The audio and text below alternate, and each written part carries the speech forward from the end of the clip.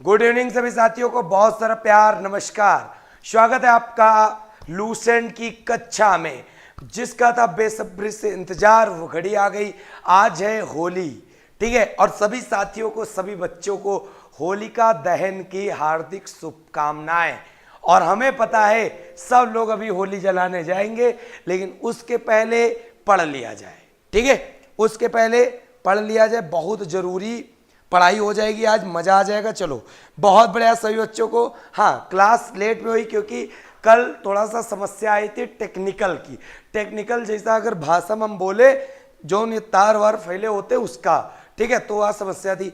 बहुत बच्चे गए कैंसर जी, ये लोग झूठ बोला थे। अरे भैया झूठ बोले को ठेका ले रखा का, हम खुदे लेग मन रहा है क्लास, लेकिन जब नहीं चला तो हम क्या करी, ठीक है। चलो, धीरज, गौरव और रविकांत सभी बच्चों को गुड इवनिंग बेटा, बहुत सारा प्यार, नमस्कार। सभी बच्चे जुड़ जाए फटाफट, बहुत ही जबरदस्त अंदाज में आज मजा आ जाएगा पूरा पढ़ाई करने में। चलो सभी बच्चे जुड़ रहे हैं। हाँ, गोपालपुरी,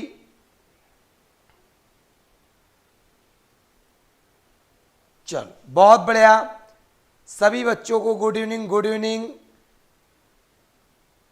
एक सेकेंड, तुम्हारे लोगों ने थोड़े कमेंट खोल लिए और अच्छे जेमा देखा पड़े। चलो अब देखा पड़ा, हाँ बहुत बढ़िया। सुमित कुमार गुड इवनिंग, पिंटू, शिवम, सभी बच्चों को गुड इवनिंग। विक्रांत, सुनील भैया वीडियो को ज़्यादा से ज़्यादा शेयर कर देना और चैनल को सब्सक्राइब कर लेना। आज जो लूसेंट की यूनिट 2 है और आज लेक्चर नंबर 3 है, आज चलेगी थोड़ी मैराथन लंबी क्लास, ठीक है। तो सभी लोग वीडियो को शेयर कर देना। बहुत ही जबरदस्त टॉपिक, जिसमें सब बच्चा होता है कंफ्यूज। जिसका नाम है प्रागैतिहासिक काल। क्या नाम है? प्रागैतिहासिक काल। बहुत ही जबरदस्त टॉपिक है ये, मान लो बिल्कुल जबरा टॉपिक, ठीक। और प्रागैतिहासिक काल को हम लोग पता क्या बोलते? Pre historic era.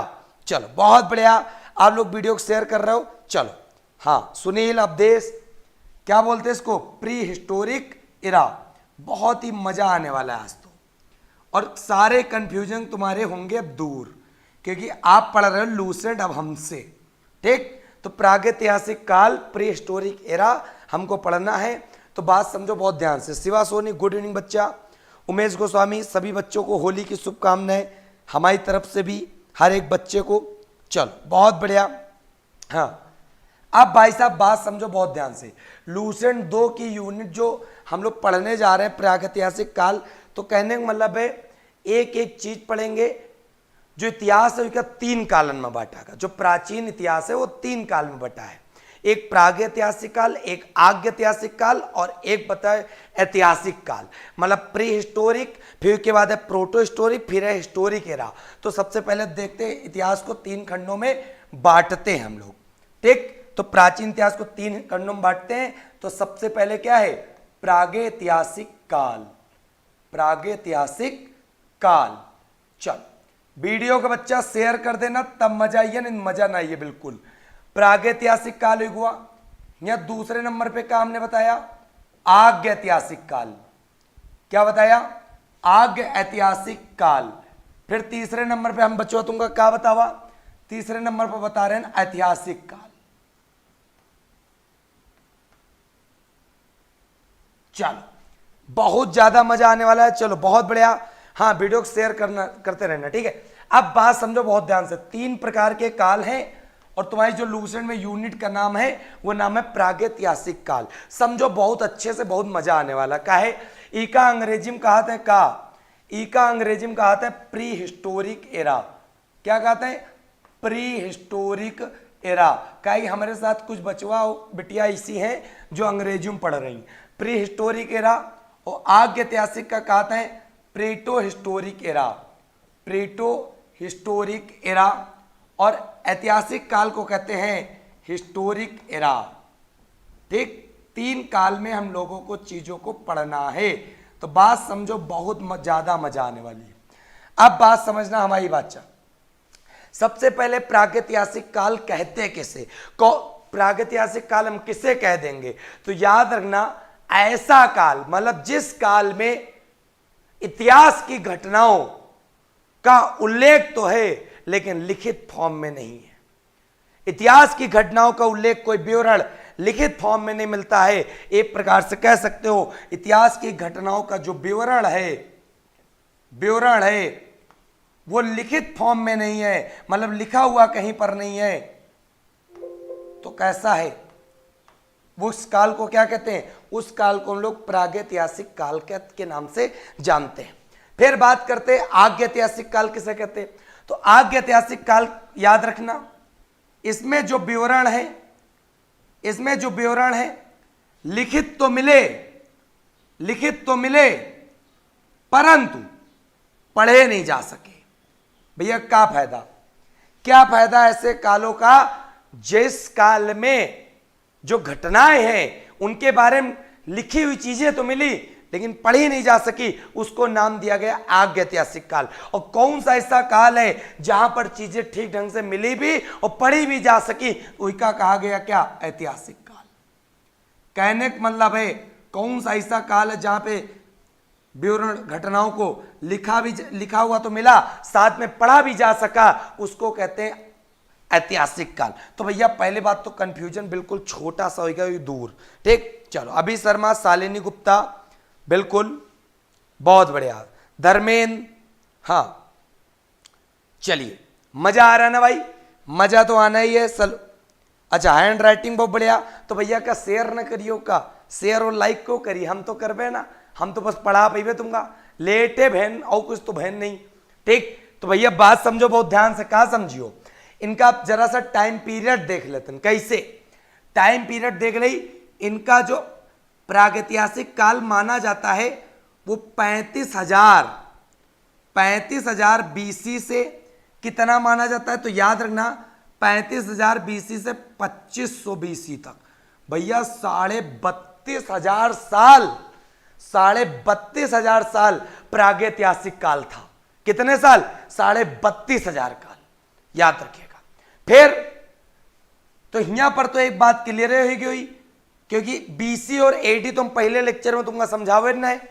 तो जो ये वाला काल है वो 2500 बीसी से 1500 बीसी तक माना जाता। कितना? 1500 बीसी तक। इसको कहते हैं आग्यैतिहासिक काल। अब सबसे बड़ा एग्जाम्पल मैं तुमको दे दूं।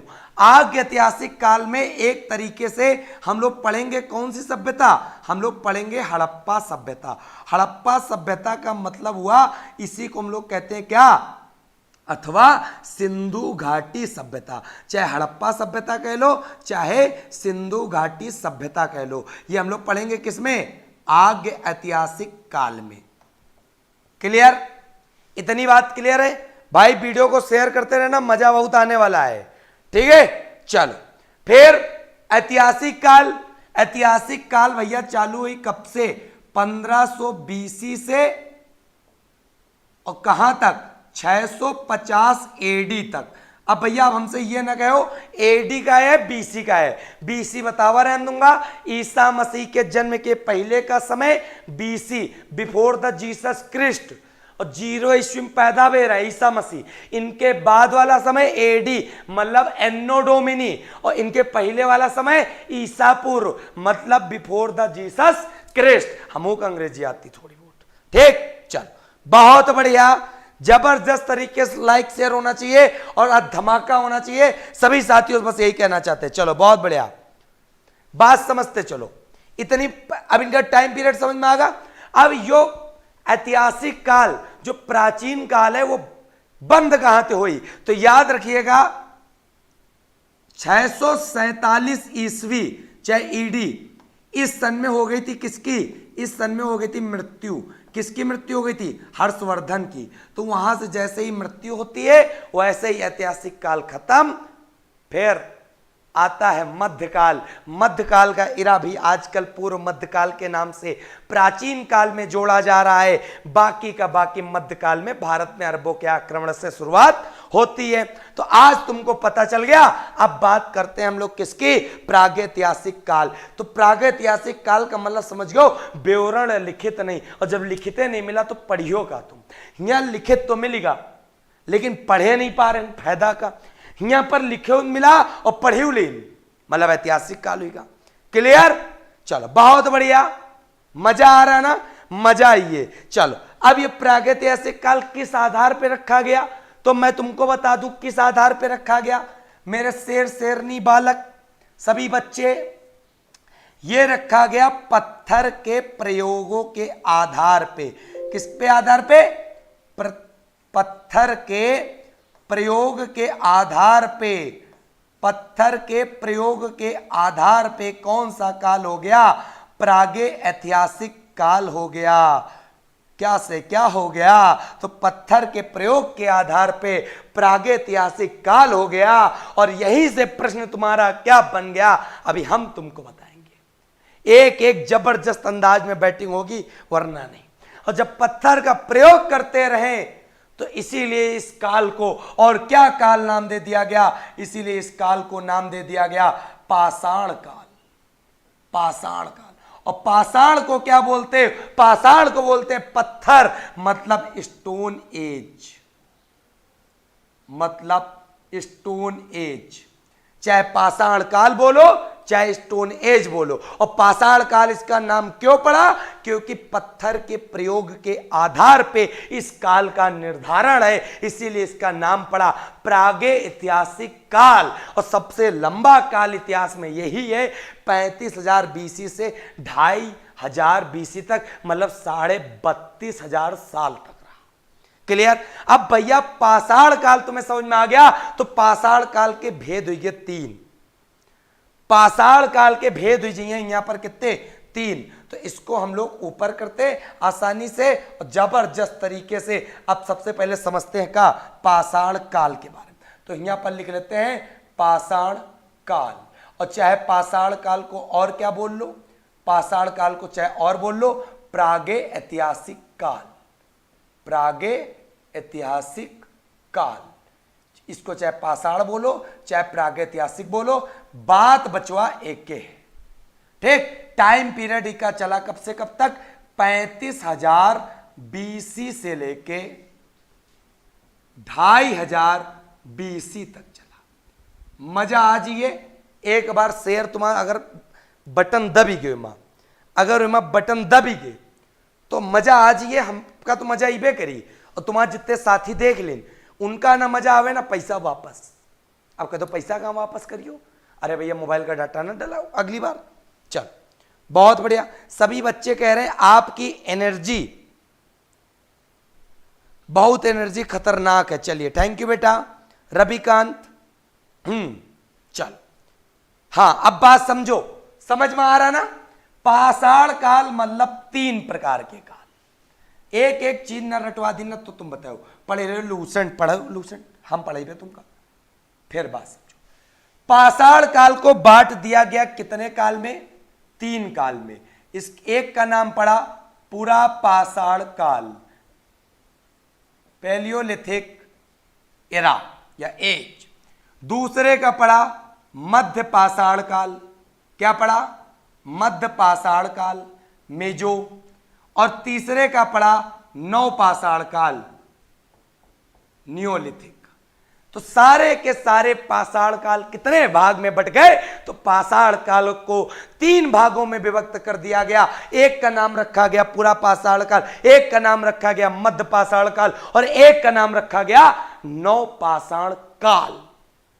अब बात समझना। बहुत बच्चा कह रहा होगा सर इसका भी टाइम पीरियड बताओ। बिल्कुल।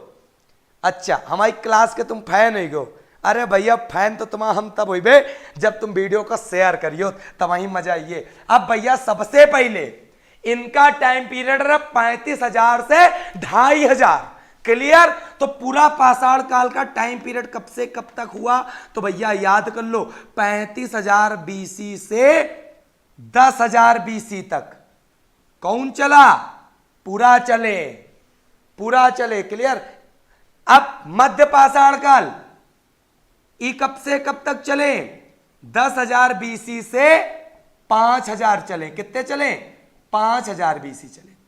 ये बचे कितने? 5,000 से कहां तक जाएंगे? 2,500 तक जाएंगे। 5,000 से 2,500 तक जाएंगे को नव पाषाण काल। तो तीनों फिर बांट दिया हमने, 35 से 10 10 से 5, 5 से 2.5, तो पाषाण काल के तीनों भाग बट गए। क्लियर? आगे समझो, आगे का समझियो बहुत ध्यान से। अब पेपर में प्रश्न देखो का कहावत है। अब हम तुमका दिखेबे कैसे पढ़ा जात इतिहास। चलो 1 मिनट बस इका ऐसे थोड़ा कर ली, वैसे ज्यादा सरक गया। हाँ चल बच्चों, अब क्या समझना है तो समझ मेरे बाला भैया। पूरा पाषाण काल में इंपॉर्टेंस का है। पूरा पाषाण काल के लोग कपड़ा उपड़ा पहने नहीं, ऐसे बिना कपड़ा के घूम रहे इधर उधर। एक प्रकार से कहते खाना बदोश। जब उनका कुछ होते नहीं तो क्या करिए, कुछ न करिए, इधर उधर जब घूमिए तो क्या करेंगे। भूख तो लगी, भगवान पेट ऐसी चीज दे दी, तो जब भूख लगेगी तो कुछ दिखागा, शिकार मार दें। तो जब शिकार मार देंगे तो भाई साहब पेपर में प्रश्न आता है कि शिकार करना किस काल के लोगों का मुख्य व्यवसाय था। तो शिकार करना पूरा पाषाण काल के लोगों का मुख्य व्यवसाय था, क्योंकि ये लोग कैसे रहते थे, खाना बदोश रहते थे, इनका जीवन जीना आता ही नहीं था। भाई साहब हम दूंगा मजेदार पढ़े हुए, लेकिन तुम अगर वीडियो को ना शेयर करो ना बेकार, यो मान लो अगर तुम ना शेयर करो बेकार। शिकार करना इनका मेन काम था, और ये लोग कैसे रहते थे, खाना बदोश। अब होता क्या था, दिक्कत क्या आ गई थी, ये बहुत शैतान लोग रहे, पाषाण काल के रहे, शिकार करते रहे। कबो को 2 बांस मिल जाए, बांस लेके जा रहे हैं, रगड़ जाए तो चिंगारी उत्पन्न हो जाए। कबो को 2 पत्थर ऐसे उठाएं, रगड़ जाए, फिर चिंगारी उत्पन्न हो जाए। तो इससे पता यह चलता है कौन सा ऐसा काल है जहां पर आग का आविष्कार हुआ। तो आग का आविष्कार हुआ पूरा पाषाण काल में हुआ। तो भाई साहब 2 प्रश्न तुम पक्के कर लो, एग्जाम में पेपर ऐसे छपेगा तुम ऐसे उड़ा दोगे। शिकार करना कहां का मुख्य व्यवसाय, पूरा पाषाण काल का। फिर आग की खोज करना कहां का मेन व्यवसाय, पूरा पाषाण काल का। क्लियर? चलो बहुत बढ़िया, मजा आ रहा ना। 2 चीजें तुमको याद हो गई। अब मध्य पाषाण काल देखो हुआ क्या, ये लोग सीख गए का आग का आविष्कार करना। तो यहाँ ये प्रयोगों करी है, बहुत जबरदस्त प्रयोग करी है। लेकिन ये कहीं कि हम कब तक शिकार करते रहेंगे इधर उधर जानवरों का, तो ये सोचिन इस प्रकार तो जानवर समाप्त होते जा रहे हैं। तो कुछ लोग सोचिन कि पशुपालन करो। पशुपालन में क्या होगा, कम से कम 2-2 4-4 पशु तो अपने पास रख लें जाइए, वही कम से कम सुरक्षित तो रह जाइए, वरना लोग इसे मार के खा जाएंगे। जैसे पालतू कुत्ता है का मार के तुम कबो ना खा पाइयो, लेकिन अगर इधर उधर टहला तो नागालैंड वाले ऐसे ऐसे चबा जी कच्चा।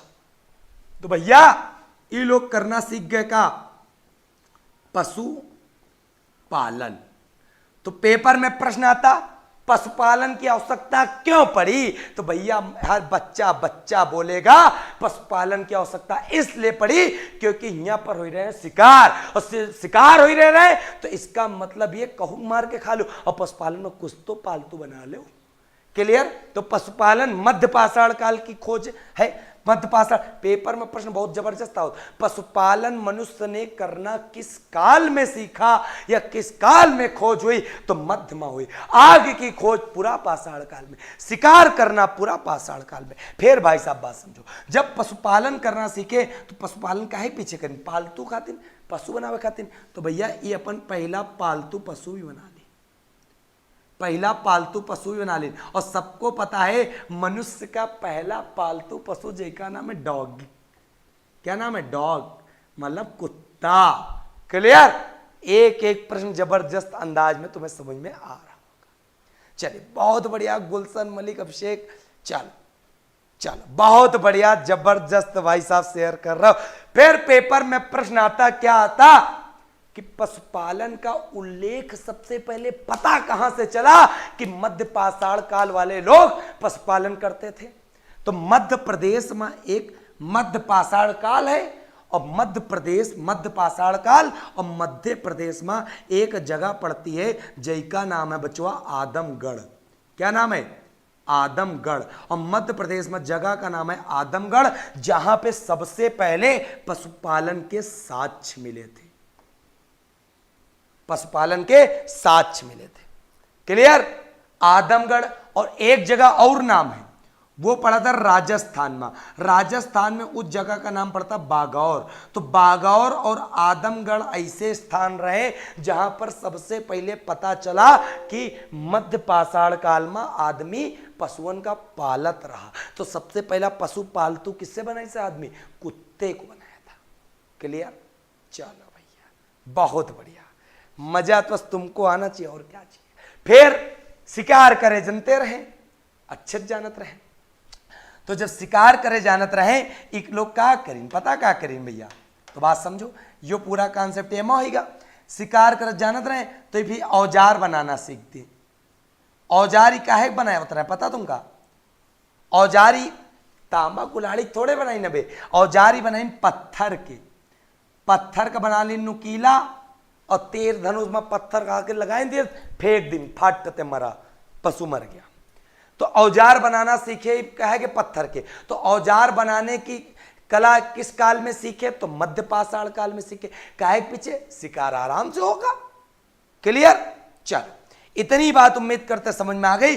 पत्थर के औजार बनाना है, सीख गए। तो पेपर में प्रश्न आता, क्या आता? तो इधर मैं लिखे दे रहा हूं, पाषाण कालीन औजार, पाषाण कालीन औजार की खोज किसने की? तो पाषाण कालीन औजार की जो खोज की वो की रॉबर्ट ब्रूस ने।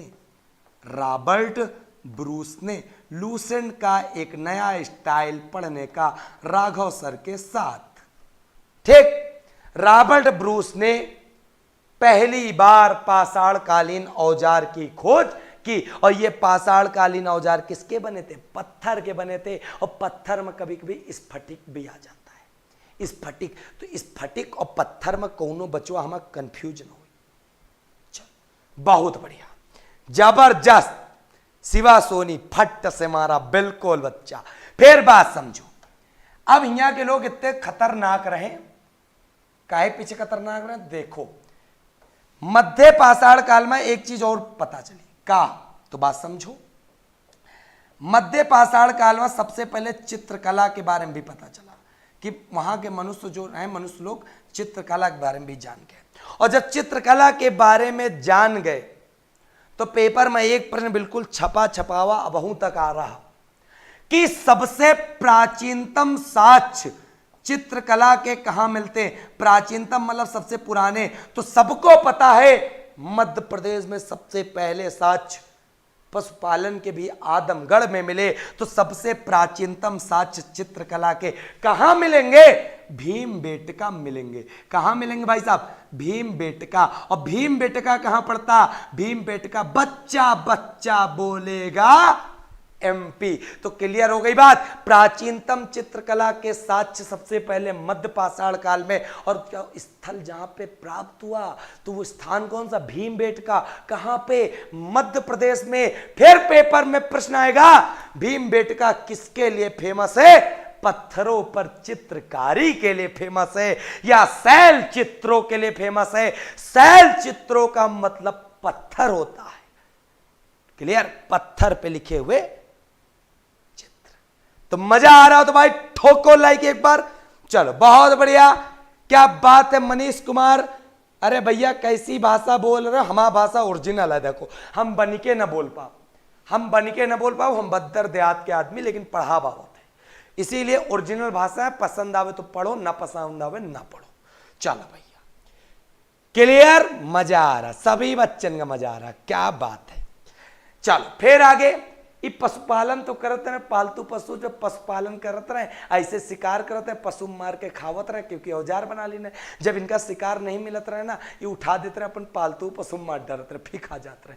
तो पालतू पशु मार के भी खा जाओ तो मध्य पाषाण। इतने खतरनाक आदमी रहे। जब कुछ मिल नहीं रहा और लगी भूख, तो जब भूख लगी तो अपन भैया कुत्ता जिंदा, आओ भैया तुमने मारो, उड़ा दिया, काम खत्म। क्लियर? फिर भाई साहब क्या सीखोगे आप लोग? हम पहुंचते हैं नौ पाषाण काल में। यहां देखा आपने शिकार लोग कर रहे हैं, शिकार कर रहे हैं, उसके बाद यहां पे पशुपालन कर रहे हैं। और पशुपालन जब करने लगे तो लोगों को लगा खाने के लिए अनाज होने चाहिए। तो यहां पे नवपाषाण काल में इनके पास पशु भी हो गए, इनके पास आग भी हो गई, तो इन्होंने क्या कर दिया, कृषि का खोज। तो पेपर में प्रश्न तभी तो आता है, कृषि का आविष्कार किस काल में हुआ? तो कृषि का आविष्कार नवपाषाण काल में हुआ। हर एक बच्चा बोलेगा। और जब कृषि का आविष्कार कर दें, अब कृषि के लिए भैया क्या हुई, सामान इधर आवे जावे लगे खाद्यान्न, तो मतलब बैलगाड़ी चाहिए, तो बैलगाड़ी के लिए बैलगाड़ी में कहा लगे चाहिए पहिया। तो पेपर में प्रश्न आता है, पहिए की खोज किस वर्ष किस काल में हुई? तो पहिए की खोज भी नवपाषाण काल में हुई। हर एक प्रश्न समझ में आ रहा होगा जबरदस्त तरीके से। चलो बहुत बढ़िया। हाँ, अब कृषि में बच्चा पूछ रहा है, सर जी प्राचीनतम साक्ष्य कौन कौन सी पहली फसल रहा है? तो हम तुमको फसल में बता दे रहे हैं बहुत अच्छे से। एक फसल याद रखियो, सबसे पहली फसल तो इनकी रहा है गेहूं।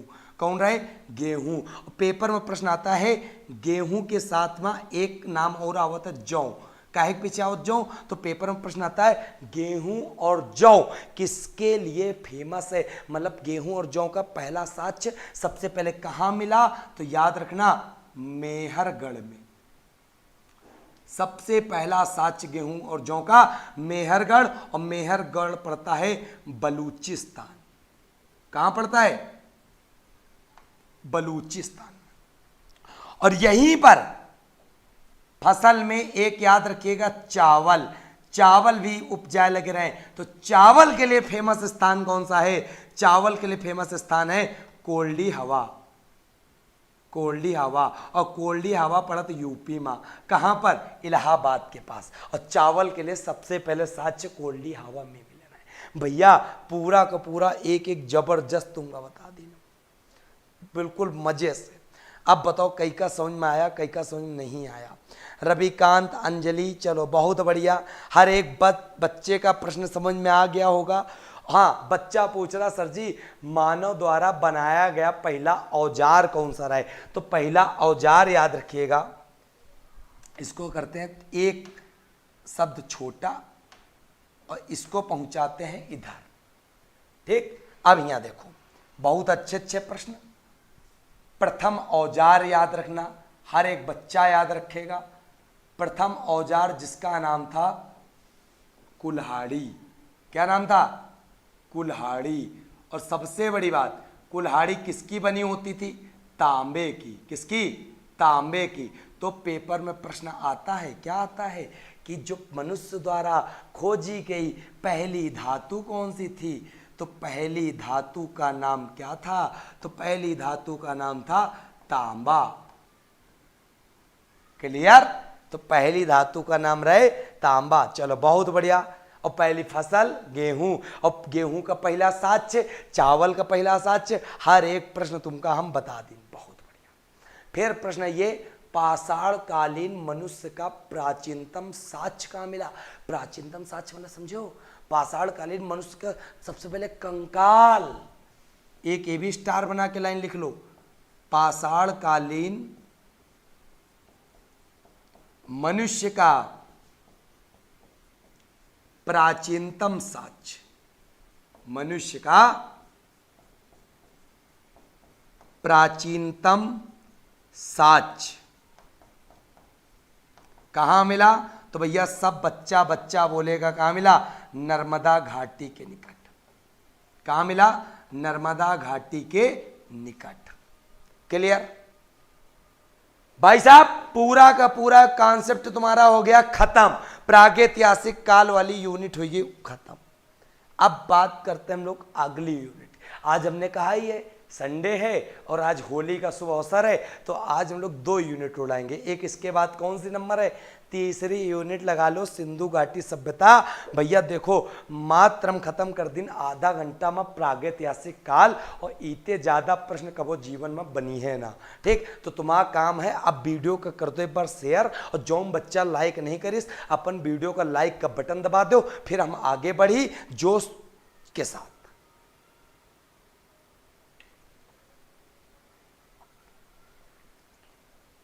बिल्कुल बहुत बढ़िया।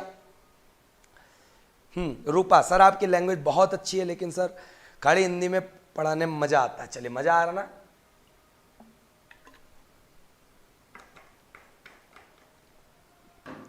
चलो भाई साहब, अब लो आनंद, परमा आनंद वाला काम चालू होता है। यूनिट 3 मुने जायसवाल अच्छे समझ में आ गया तो भैया काहे शेयर लो के लगाओ शेयर और लाइक दबाओ, ठीक। चलो Shiva Soni superstar, thank you बेटा। चलो एक बार दबा के लाइक शेयर करो सभी बच्चा, फिर उसके बाद अब बात करते हैं यूनिट 3 की तरफ। तो उम्मीद करते हैं यूनिट 2 सभी बच्चों के तन मन में समा गई होगी, बिना धन के। बिना धन के सभी बच्चों के तन मन में दूसरी यूनिट प्रागैतिहासिक काल की समझ में आ गई होगी। आज तक बच्चा हमारा रहा हुई कंफ्यूज, अब कबो ना हुई कंफ्यूज, क्योंकि अब पढ़ रहा है वो राघव सर से लूसेंट की क्लास, ठीक। तो लूसेंट की क्लास अगर तुम पढ़ रहे हो हमसे तो बच्चा भूल जाओ, कबो कंफ्यूजन हो। अब प्राचीन इतिहास में शुरू होती है यूनिट 3, और यूनिट 3 में है जिसका नाम है सिंधु घाटी सभ्यता। क्या नाम है? सिंधु घाटी सभ्यता।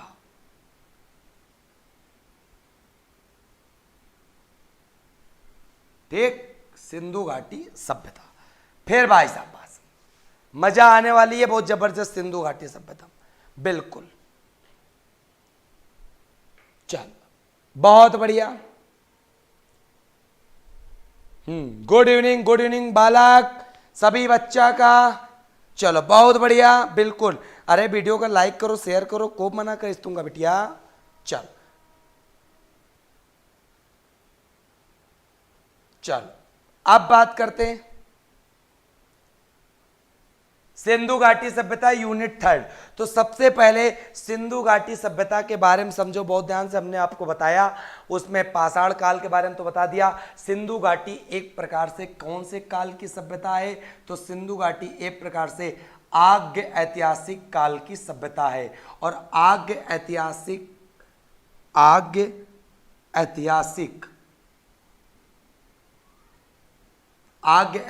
काल की सभ्यता है। और आग्य ऐतिहासिक काल का जो टाइम पीरियड है वो 2500 बीसी से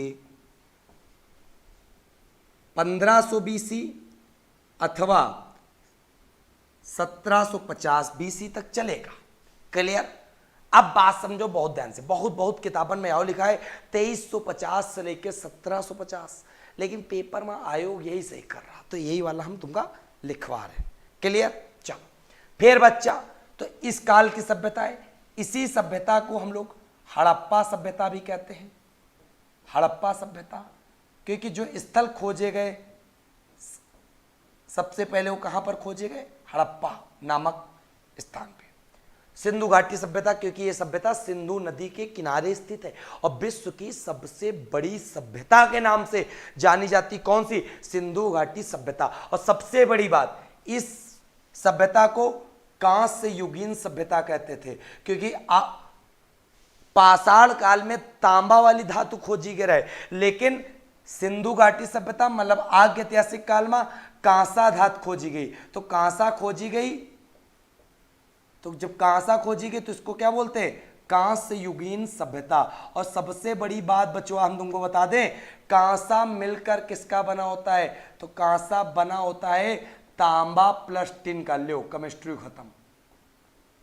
कांसा किसका मिलकर बना होता है? तांबा प्लस टिन का बना होता है। ये हमने तुमको बता दिया केमिस्ट्री का टॉपिक। कांसा किसका बना होता है? तांबा और टिन का। और कांस्य युगीन सभ्यता, हड़प्पा सभ्यता, सिंधु घाटी सभ्यता। क्लियर? एक बार फटाफट वीडियो को दबा के शेयर करना, लाइक करना। आज बिल्कुल दिल मोह लेना मेरा। चलो भैया, सिंधु घाटी सभ्यता आज के बाद तुम जीवन में न भूलियो। हम बता रहे हैं कि सीरियल से हम चल रहे हैं, लूसेंट पढ़ा रहे हैं और लूसेंट एक नए रिफॉर्म तरीके से। क्लियर? अब बात समझो बहुत ध्यान से सिंधु घाटी सभ्यता के बारे में। टाइम पीरियड तुमका पता लग गया, सब कुछ पता लग गया। अब यहाँ पर बात समझो सिंधु घाटी सभ्यता की, मतलब इस सभ्यता के खोजकर्ता कौन है? तो खोजकर्ता बच्चा बोलेगा मेरा दयाराम साहनी। दयाराम साहनी सिंधु घाटी सभ्यता अथवा हड़प्पा सभ्यता के खोज करता है। और किस सन में खोजा? तो इन्होंने खोजा 1921 में। किस सन में? 1921 में। हड़प्पा नामक स्थल कहां पड़ता है? तो हड़प्पा नामक स्थल पड़ता है पाकिस्तान में वर्तमान में। और पाकिस्तान में कहां पर पड़ता है? तो याद रखिएगा, हड़प्पा पड़ता है सिंधु घाटी, सिंधु नदी के किनारे। अब पाकिस्तान के किस जिले में पड़ता है? तो पाकिस्तान के जिले में पड़ता है मोंटेगोमरी, मोंटेगोमरी डिस्ट्रिक्ट में, मोंटेगोमरी डिस्ट्रिक्ट में। क्लियर? हर एक बात समझ में आएगी। हाँ, नोट्स बना लो, कोई दिक्कत नहीं, सब आपका काम आएगा, पूरा जीवन काम आएगा, पूरे जिंदगी भर काम आएगा। चलो फिर बात समझो, यहां पर बहुत ध्यान से। हड़प्पा शब्द आया तो हड़प्पा और एक शब्द यहां पर और जोड़ूंगा मैं, जो प्रमुख आपको मिलेगा यहां पर मोहनजोदड़ो। मोहनजोदड़ो ये भी फेमस है क्योंकि ये भी बड़ा शहर है सिंधु घाटी सभ्यता का। यहां से कई सारे साक्ष्य से मिले जिससे पता चलता है सिंधु घाटी सभ्यता हमारी सभ्यता आए। ठीक, सिंधु घाटी सभ्यता का विस्तार भारत और पाकिस्तान के बीच में रहा है। अब बात समझो बहुत ध्यान से। हड़प्पा और मोहनजोदड़ो जो दो शहर हैं, इनको कहा गया जुड़वा राजधानी। इनको कहा गया जुड़वा राजधानी। अब सबसे बड़ी बात कि जुड़वा राजधानी कही इसको, तो जुड़वा राजधानी कहीं एक व्यक्ति रहे इतिहासकार जिनका नाम रहे पिग्गट, को कहीं रहे पिग्गट ने कहा हड़प्पा और मोहनजोदड़ो को जुड़वा राजधानी। क्लियर? फिर बात समझो, बात बहुत ध्यान से। मोहनजोदड़ो जो है ये भी पड़ता है पाकिस्तान में। कहाँ पड़ता है? पाकिस्तान में। और जब ये पाकिस्तान में पड़ता है तो कौन से जिले में पड़ता है? तो ये पड़ता है लरकाना जिले में। कौन से जिले में? लरकाना जिले में। फिर यही प्रश्न आता है कि मोहनजोदड़ो, जो मोहनजोदड़ो है बहुत ही जबरदस्त अंदाज में आपको याद रखना है। हाँ चल, बहुत बढ़िया। हाँ, हड़प्पा सभ्यता जो है सिंधु घाटी सभ्यता के किनारे स्थित रहे, लेकिन हड़प्पा शहर की बात करेंगे अभी, जैसे मोहनजोदड़ो शहर की बात करेंगे किस नदी किनारे? तो सिंधु नदी किनारे। और जबकि हड़प्पा किस नदी किनारे? तो रावी नदी किनारे स्थित है। कौन सी नदी किनारे? रावी। फिर यहाँ मोहनजोदड़ो के आपको खोज करता याद रखने, और मैं आपको बता रहा हूं किसी के खोज करता याद रखना चाहे ना रखना, दो के खोज करता याद रखने लेना, एक हड़प्पा का एक मोहनजोदड़ो का, और कोनो ना याद रखो। और हम बताइए ना करे, बात करें एक ही खोज हुई रहे 21वां, एक सालों बढ़ा दो 22वां को करीस रहे राखाल दास बनर्जी करीना है। कई की खोज? मोहनजोदड़ो की। और हड़प्पा सभ्यता की दयाराम साहनी 1921वां। क्लियर? स्क्रीन शॉट लेना है, ले लो स्क्रीन शॉट। हटे जा रहे हैं साइड माऊ, बताओ जो जो तुम आदेश दो वो हम फॉलो करिए। तुम्हारा आदेश हमारे आंखों पे, चलो, लेकिन हमारा आदेश तुम्हारे हाथों में भी नहीं है। तो दुख तो इसी बात का है। ठीक, इतना बढ़िया तुम लोग पढ़ रहे हो और तुम लोग शेयर भी नहीं करते हो। आए, चलो बहुत बढ़िया। हाँ, गौरव सर का रसगुल्ला केवट कह रहा है सर क्लास रोज इसी टाइम पर चलती है। बच्चा क्लास डेली चलती है शाम का 7 बजे, लेकिन आज चल रही है थोड़ा जल्दी, कहे कि आज होली हम हूँ घरे जी पे, लेकिन हम आप काम रहे पढ़ाना तो पढ़ा रहे हैं।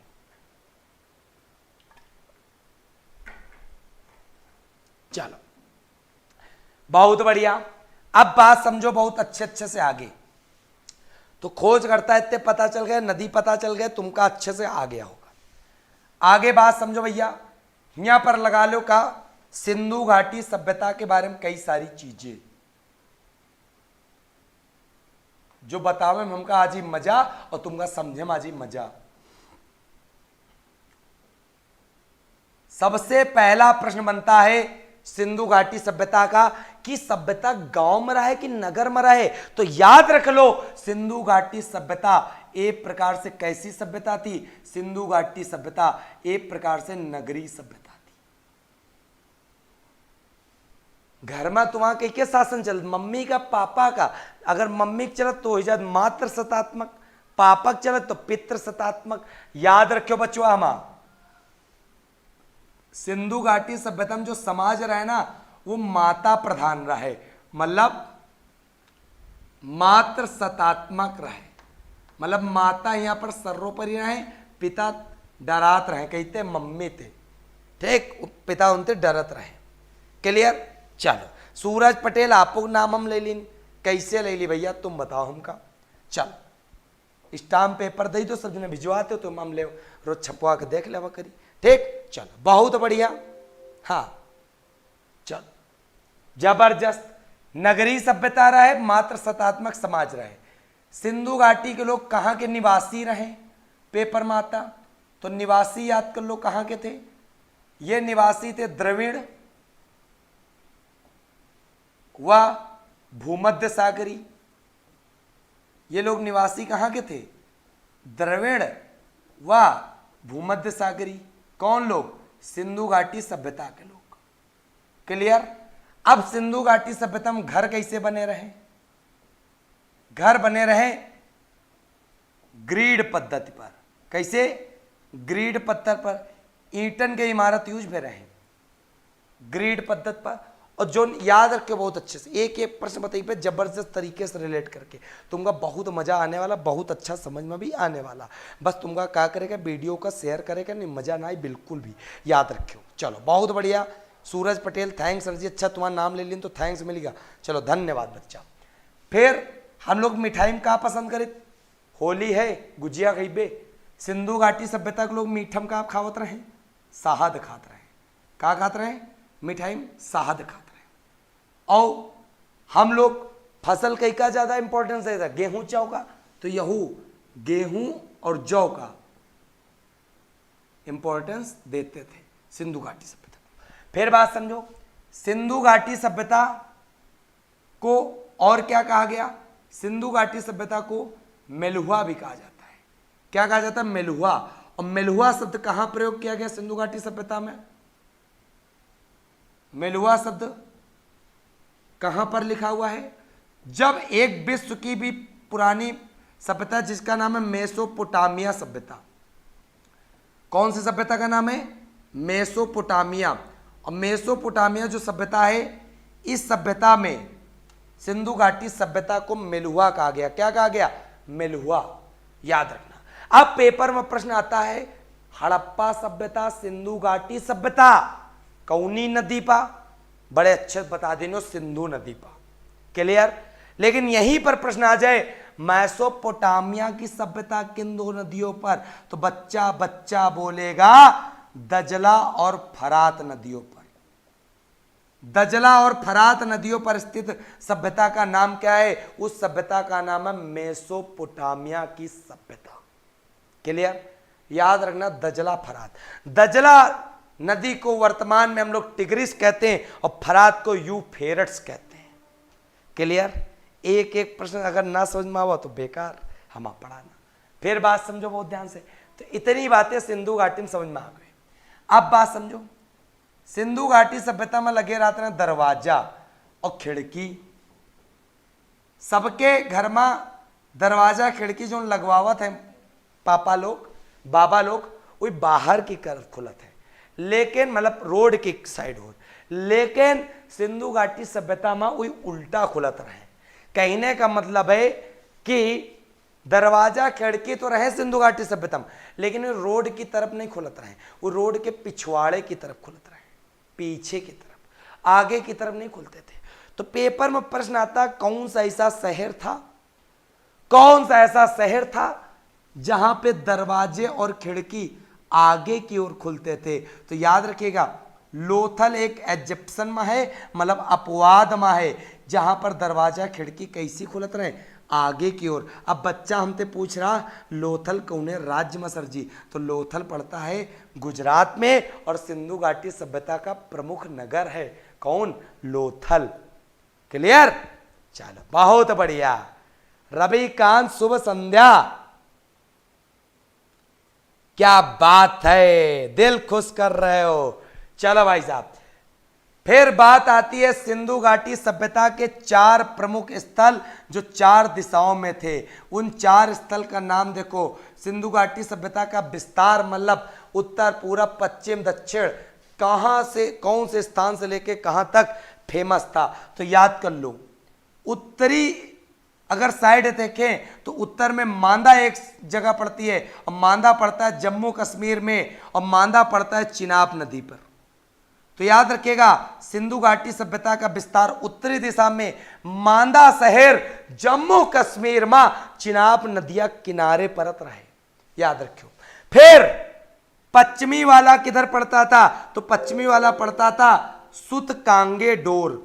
कौन सा जगह का नाम रहे, सुतकांगे डोर। और सुतकांगे डोर जो पड़ता था ना, वो दास्क नदी किनारे पड़ता था। कौन सी नदी किनारे, दास्क नदी किनारे। और सबसे बड़ी बात, सुतकांगे डोर बलूचिस्तान में पड़ता है। कहां पर, बलूचिस्तान में सुतकांगे डोर दास्क नदी पर पड़ता है। क्लियर। फिर बच्चा पश्चिमी कौन सा स्थान, ये तो पश्चिमी रहा सुतकांगे डोर, ठीक। अब पूर्वी वाला देख लो। पूर्वी वाला जगह का नाम है आलमगीरपुर। आलमगीरपुर जगह कहां पड़ती है, मेरठ उत्तर प्रदेश में।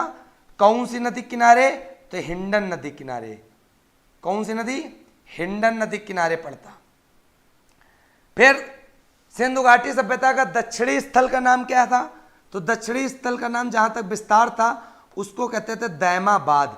क्या कहा जाता था, दैमाबाद। और दैमाबाद जो नदी किनारे पड़ता था वो पड़ता था प्रवरा नदी।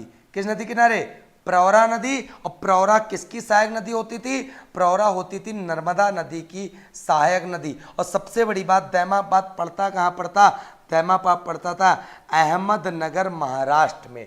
अहमदनगर महाराष्ट्र में। तो बच्चा बच्चा का रट गया होगा, सिंधु घाटी सभ्यता का विस्तार उत्तरी दिशा में कहां तक रहा है, मांदा जम्मू कश्मीर चिनाब नदी। पूर्व में आलमगीर हिंडन नदी मेरठ में। पश्चिम में सुतकांगे डोर दास्क नदी बलूचिस्तान। बलूचिस्तान पड़त अफगानिस्तान में। फिर दक्षिण दिशा में पड़त है दैमाबाद महाराष्ट्र में। प्रवरा नदी, प्रवरा नदी है किसकी, नर्मदा नदी की सहायक नदी है। कौन, प्रवरा। चलो बच्चा, मजा आ रहा ना भाई साहब। अगर मजा ना आ रहा हो तो डिसलाइक मारो, और मजा आ रहा हो तो लाइक मारो, और अपने दोस्तन में शेयर करो, क्योंकि आज गुजिया खाए वाला दिन आए, ठीक। और गुजिया हम खा नहीं रहे तो तुम खा लो, ठीक। गुजिया मतलब आज की पढ़ाई तुमका गुजिया के रूप में जा रही है अंदर। चलो, बच्चा बच्चा का समझ में आ रहा है, और हमका बच्चा बच्चा बता भी रहा कि भैया बहुत ही जबरदस्त आनंद ही आनंद, परमा आनंद की अनुभूति हो रही। अच्छा, साइड हो जाइए। सूरज पटेल, लो बउआ साइड है। अब बउआ तुम फोटो खींच लो जरा, और यह स्टेटस सब जगह लगा दो, और बता दो कि तो हम ई गुरु तो पढ़ी रहे, तुमका पढ़े गए तो आ जाओ। बहुत ही जबरदस्त गुरु पढ़ावत है, इस तरह, वरना इस तरह गुरु तुमका बहुत कम मिली है, ठीक। चलिए, हाँ चलो, आ गया ना समझ में बच्चों, हाँ लाइको कर दी नो, बहुत बढ़िया। तो बालक, अब बात करते हैं हम लोग लूसेंट में सिंधु घाटी सभ्यता में आगे की तो। लूसेंट में एक लाइन लिखी है, सिंधु घाटी सभ्यता में 6 बड़े नगर। कितने, 6 बड़े नगर। लेकिन हम तुमका बताइए 7 बड़े नगर। देखो हमने क्या कहा, हम लूसेंट को कर रहे हैं रिफॉर्म, मतलब स्टैंडर्ड बुक का भी मामला लूसेंट के थ्रू तुमको समेट के दे के रख देंगे, ठीक। चला भैया, 7 बड़े नगर रहे, और 7 बड़े नगर कहां रहे, सिंधु घाटी सभ्यता में रहे। तो 7 बड़े नगर कौन कौन रहे, एक तो रहे हड़प्पा, पेपर में आता सिंधु घाटी सभ्यता के 7 बड़े नगरों में से कौन सा नगर है कौन सा नहीं है। एक है हड़प्पा, दूसरा है मोहनजोदड़ो,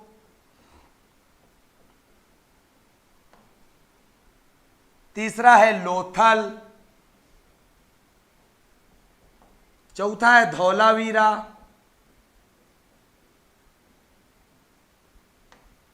पांचवा है चहुंदड़ो, छठा है बनमाली। एक एक प्रश्न तुमका बता रहे ना बहू, अगर तुम ना कर पाओ ना तो बेकार है। अगला है कालीबंगन। कालीबंगा याद रखो या कालीबंगन। ये 7 बड़े नगर थे कहां पर? सिंधु घाटी सभ्यता के दौरान। 7 बड़े नगर पेपर में पूछे जाते हैं जबरदस्त अंदाज में। ठीक, अब नगरों की अगर बात करें तो यहां पर अभी देखो पेपर में प्रश्न आता है स्वतंत्रता के बाद खोजा गया, स्वतंत्रता के बाद खोजा गया पहला नगर बताओ। तो स्वतंत्रता के बाद खोजा गया पहला नगर जिसका नाम था रोपड़। क्या नाम था? रोपड़। और रोपड़ पड़ता है कौनी नदी किनारे? रोपड़ पड़ता है सतलज नदी किनारे। और सबसे बड़ी बात, रोपड़ पड़ता है कहां पर? पंजाब में। पंजाब में पड़ता है सतलज नदी किनारे। स्वतंत्रता के बाद खोजा गया पहला नगर यह है। ठीक, फिर पेपर में प्रश्न आता है स्वतंत्रता के बाद सबसे ज्यादा स्थल कहां मिले? सबसे ज्यादा स्थल कहां पर मिले? तो बच्चा बच्चा बोलिए कहां पर मिले? गुजरात में मिले। कहां मिले? गुजरात में मिले। क्लियर? अब नगरों के बारे में देखो, बहुत धमाका कटने वाला है। सबसे पहले हम तुमका बात बता दी कई का, कालीबंगन का। सबसे पहला प्रश्न तो यही आता है कालीबंगन नगर में का पूछा जाए। कालीबंगन नगर में सबसे पहले पूछा जाए कौने राज्य में है? राजस्थान। दूसर पूछा जाए कौनी नदी किनारे? तो घग्गर नदी किनारे। तीसर पूछा जाए नक्काशीदार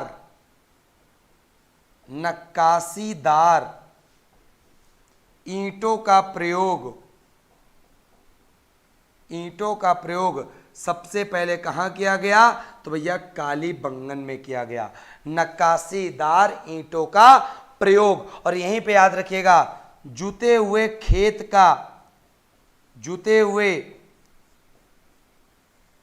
के साक्ष्य कहां मिले बच्चों? कालीबंगन में मिले। फिर याद रखियो कालीबंगन में एक प्रश्न और पूछा जाता, कालीबंगन का अर्थ क्या है? तो बच्चा बच्चा बताता है कालीबंगन मतलब काली चूड़ियां। डरा जाओ सब जने हैं। कालीबंगन का मतलब है काली चूड़ियां। एक एक प्रश्न उम्मीद करते बच्चों को दिमाग में बिठ रहा होगा। नहीं भी बिठ रहा होगा, बैठाने की कोशिश आप लोग करो। और अगर कोशिश नहीं कर रहे हो तो बिल्कुल ही गलत बात है। ठीक, चलो बहुत बढ़िया। हाँ, हैप्पी होली का है। चलो सभी बच्चों का हैप्पी होली जबरदस्त अंदाज में। ठीक, फिर बात समझो बहुत जबरदस्त अंदाज में। का समझियो? कालीबंगन तो समझ में आ गया तुमका अच्छे से। राजस्थान में है, घग्गर नदी किनारे है। पूरा मामला क्लियर होगा। कालीबंगन के बाद समझो बहुत जबरदस्त नगर कौन सा है? तो दूसरा नगर आप समझो जिसका नाम है मोहनजोदड़ो।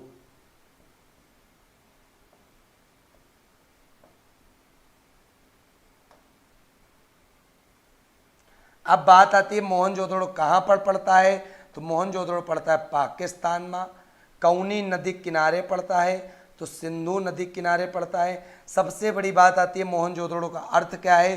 तो मोहनजोदड़ो का अर्थ है मृतकों का टीला।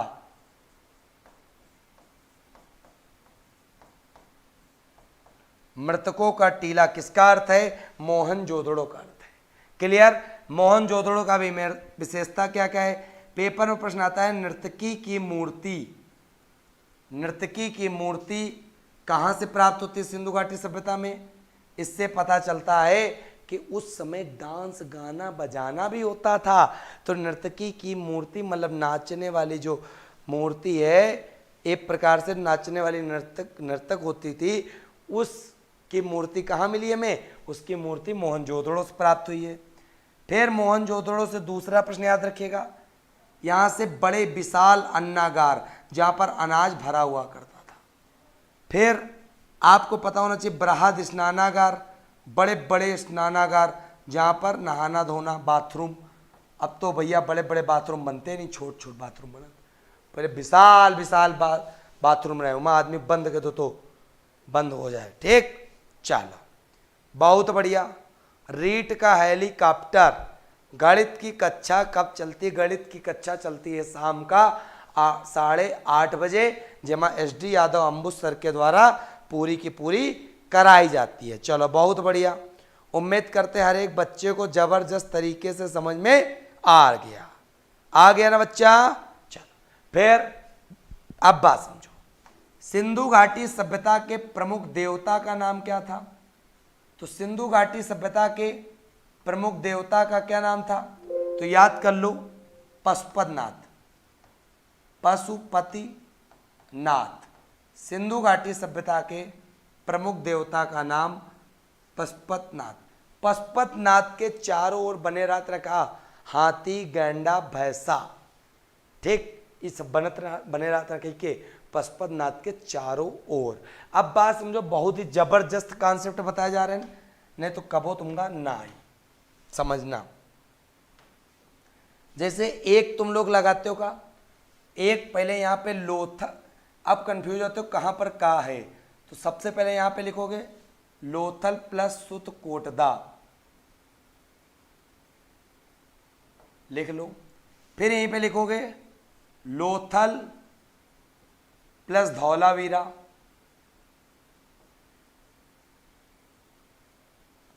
लोथल प्लस धौलावीरा। ठीक, अब सॉरी धौलावीरा ना लिखो, धौलावीरा के साथ अबे नंबर नहीं है, अब यहां पर लोथल के साथ चौहुंदड़ो लिख लो। क्या लिखोगे? चौहुंदड़ो।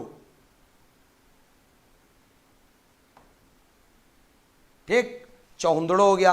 फिर यहीं पे याद रखिएगा, लोथल के साथ एक लिखियोगे रंगपुर और एक लिखियोगे कालीबंगन। लोथल प्लस, बहुत बड़े बच्चा शेयर आज नहीं करे तुम लोग, आए कौनो बात नहीं, रंगपुर और प्लस लोथल प्लस कालीबंगन।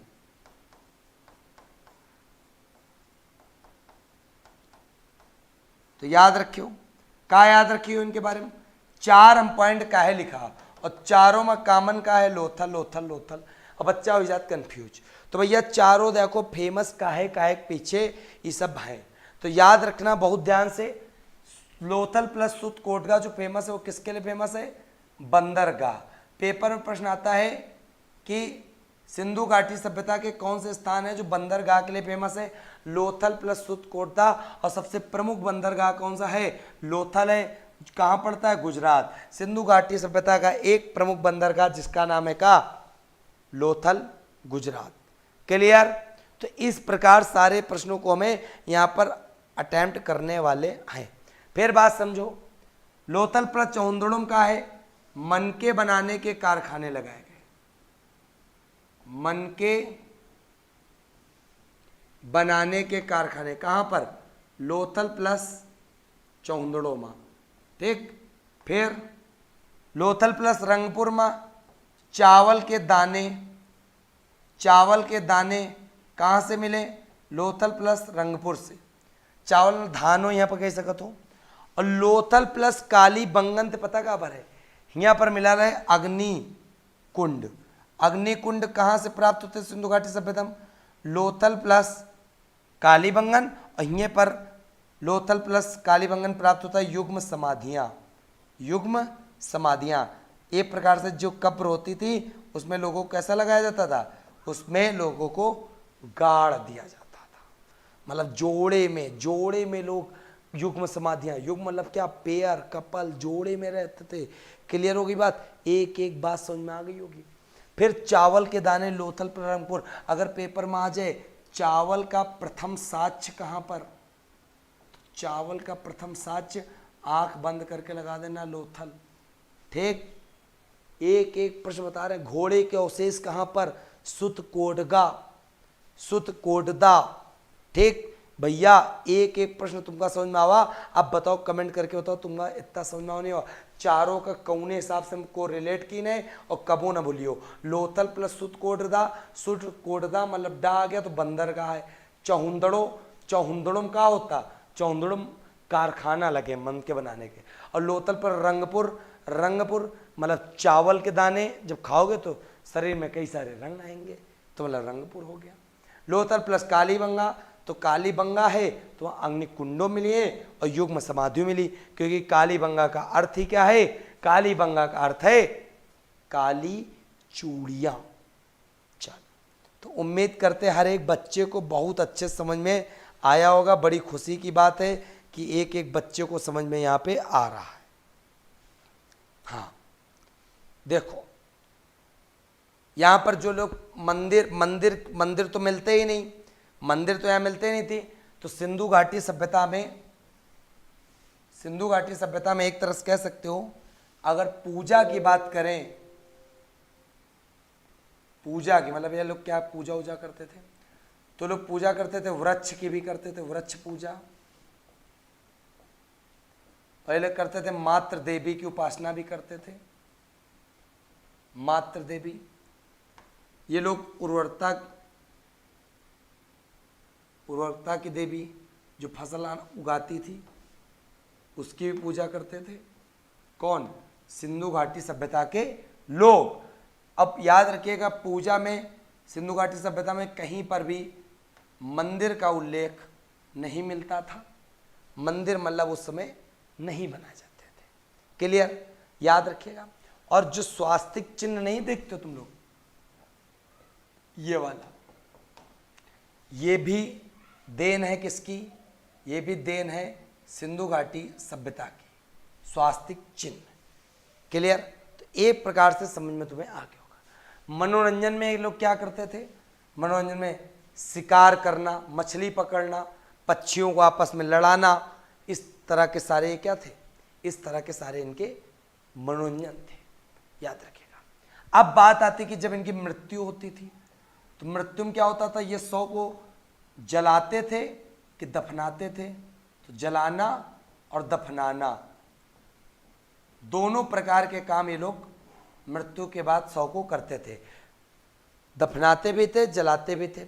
अब जो जलाए जाते थे वो कहाँ जलाए जाते थे? वो जलाए जाते थे मोहनजोदड़ो में जलाए जाते थे। और जो दफनाए जाते थे वो कहाँ दफनाए जाते थे? वो दफनाए जाते थे हड़प्पा में। कहाँ पे? हड़प्पा में। तो ये भी आपको क्लियर हो गया होगा। एक एक प्रश्न। फिर ये लोग बर्तन का यूज करते थे, तो बर्तन जो यूज करते थे कौन सी मिट्टी के होते थे? बर्तन लाल मिट्टी के बर्तन होते थे, लाल मिट्टी के बर्तन। फिर यही प्रश्न आता है कि जो आग में पकी हुई जो मिट्टी के बर्तन होते थे उनको क्या कहते थे? तो आग में पकी हुई मिट्टी को जो बर्तन होते थे उसको हम लोग टेरा कोटा कहते थे। ठीक। अब यहीं पर क्या होता था? इस समय तराजू, इलेक्ट्रॉनिक कांटा सब कुछ अवेलेबल है। वहाँ पर माप तौल की इकाई क्या हुआ करती थी? माप तौल की इकाई, तो याद रखिएगा 16 के अनुपात में मापते थे। कोई चीज़ें 16 के रेशियो में मापते थे। जैसे प्रेजेंट टाइम में 1 किलो, 2 किलो, आधा किलोग्राम, किलोग्राम के आधार में मापते थे। इसमें समझ में आ गया। क्लियर? राम गुप्ता, अच्छा मजा आ गई तुमको तो। चलो बहुत बढ़िया, बस तुम समझो और हमको क्या चाहिए यार।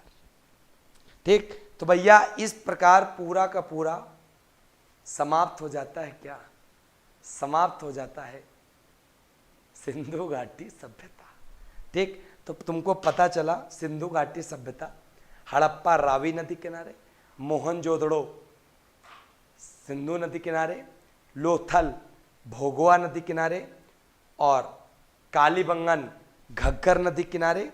एक एक क्लास तुमको बता दिया। अमन जी कह रहे हैं फ्री क्लास होता है, तो बच्चा कौन सा पैसा तुम ले रहे हैं? अब बच्चा सभी लोग वीडियो को एक एक बार लाइक कर दियो।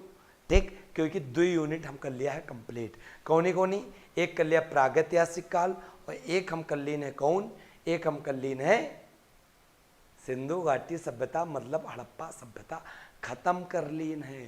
ठीक। अब बात करबे हम लोग आगे, लेकिन आज न करीबे, वो करीबे कल शाम का 7 बजे। लेकिन कलो न करबे, काल थोड़ा सा हम जेबे घरे अपने। ठीक। हम जेबे घरे, तो अब मिलबे हम दूंगा परसों शाम का 7 बजे थे। 30 मार्च 2021 का शाम 7 बजे से। अब मिलेंगे, आज होली आए तो हमू जा रहे हैं घरे, तो तुम पढ़ो अपन आराम से, रिवीजन करो, और परसों से फी खींचना चालू करेंगे। 2 यूनिट हम खींच के रखवा देंगे। सूरज पटेल स्क्रीनशॉट लेना है तो ले लो स्क्रीनशॉट। और सभी बच्चन का होली की हार्दिक शुभकामनाएं।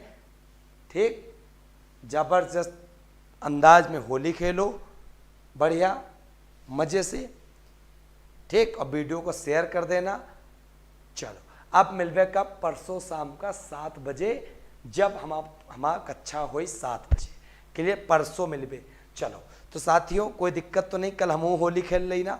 कमेंट करके बता दो, कमेंट करके बता दो कल होली खेलने की ना खेलने बच्चा। चलो बहुत बढ़िया।